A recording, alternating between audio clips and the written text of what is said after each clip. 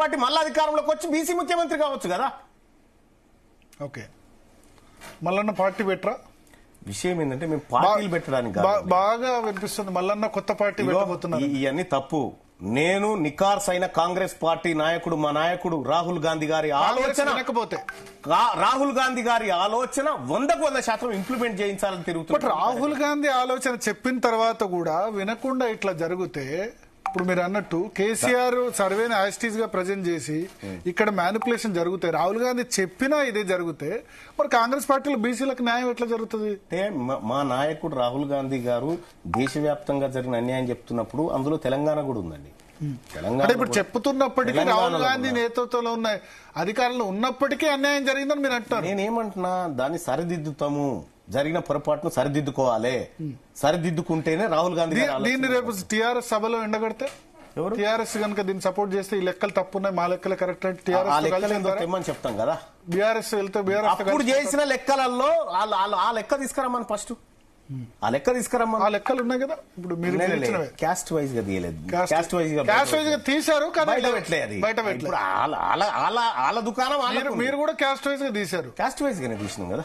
తీసినప్పుడు ఈ లెక్కలు బయటకు రావాలి, ఈ లెక్కలు బయటకు రావాలి. ఒకటి బీసీ మంత్రులతో మాట్లాడుతున్నారు, పొన్నం ప్రభాకర్ గాని, కొండా సురేఖ, మహేష్ కుమార్ గౌడ్ వీళ్ళతో మాట్లాడుతున్నారు. అందరికీ బీసీల పట్ల ప్రేమ ఉంది. బీసీలకు అన్యాయం జరిగితే వీళ్ళెవరు కూడా ఒప్పుకోరు. వారి వారి పరిస్థితుల్లో వాళ్ళు ప్రయత్నాలు చేస్తూనే ఉన్నారు. సో అల్టిమేట్ గా మరి ఇప్పుడు డిమాండ్ ఏంది? సర్వే అయిపోయింది, మళ్ళా మొదటి నుంచి సర్వే చేయమంటారా? ఇది సర్వే కాలేదండి, అయిపోయిందని చెప్తున్నారు. సర్వే నిన్న అనౌన్స్ సబ్ కమిటీ అనౌన్స్ చేసి 46% బీసీలను డిక్లేర్ చేసింది, అది 10% ముస్లిం అండి. అది ఉత్తదే. వీళ్ళు సర్వే చేయడానికి చిత్తశుద్ధిగా లేకపోతే మేము చేసుకుంటాం. మళ్ళా కొత్త 2028లో మేము చేసుకుంటాం. 2028 వరకు మరి ఇదే ఇంప్లిమెంట్ అవుద్ది కదా. ఏది 2028 వరకు సంక్షేమ పథకాలకి ఇదే. 2028 వరకు మీరు సర్వైవ్ అవ్వడానికి కొంత ఆహారం దొరుకుతుందంటే బీసీలు తీసుకోండి, తప్పేముంది.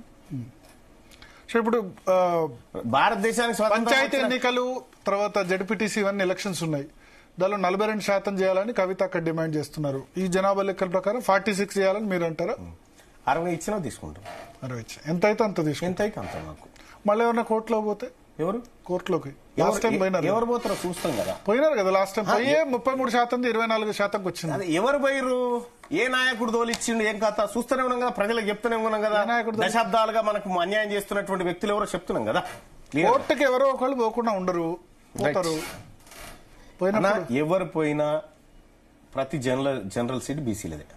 ప్రతి జనరల్ సీటు మొత్తం బీసీలు 100%. బీసీలు మొత్తం యునైటెడ్ 42 ఆ జనరల్ సీట్లు.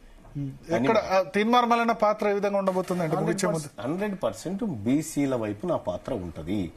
బీసీ ప్రజలకు మంచి జరగడం కోసం అన్ని పాత్రలలో నేను వాళ్ళ కోసం పనిచేస్తాను. అంటే పదవులే తీసుకుంటారు. ఇప్పుడు అన్నారు అవకాశం వస్తే ప్రధానమంత్రి కూడా అవుతా అన్నట్టు. కావద్దా బీసీలు అంటున్నా? కావద్దని అన్నట్లు ఆల్రెడీ అయినారు బీసీలు ప్రధానమంత్రి, కానీ ముఖ్యమంత్రి కాలే. సరే, ఇక అది మళ్ళీసారి డిస్కషన్ చేద్దాం. తెలంగాణ ముఖ్యమంత్రి కాలే.